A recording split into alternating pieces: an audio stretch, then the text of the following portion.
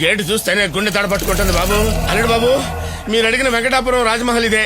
చూశారు కదా, ఇంకొచ్చిందాన్ని చెయ్యి తీయండి. ఏ సైకిల్ తీసుకెళ్తారా? లోపలికి వెళ్దాం. ఎక్కడికి?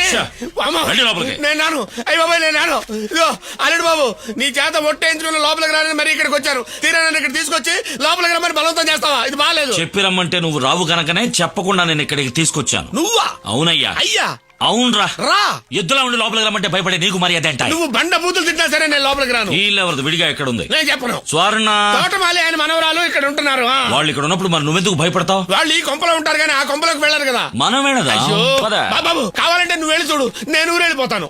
ఏయ్, అక్కడేంటి రంగు డబ్బాలు ఎలా ఆడుతున్నాయి? పెయింటింగ్ పని జరుగుతుంది. ఓ, లోపల పెయింటర్స్ ఉన్నారా? ఒకే ఒక్కడున్నాడు, వాడి పేరు గోపాలు. 4 రోజుల నుంచి పని చేస్తూనే ఉన్నాడు. ఒంటరిగా ఒక్కడు 4 రోజులుగా లోపల ధైర్యంగా ఉన్నాడు. మనం ఇద్దరం కలిసి లోపలికి వెళ్తానికి భయపడతాం.